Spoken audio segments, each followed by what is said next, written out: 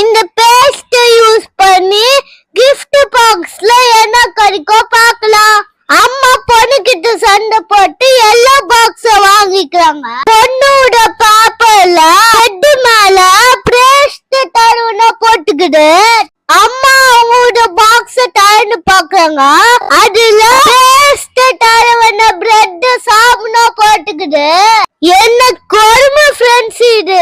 Tin juice என்ன பண்ண போற பாக்கறதுக்கு முன்னாடி இந்த படத்துல இருக்க நபர் அப்படிங்க சப்ஸ்கிரைப் பண்ணிக்கோங்க.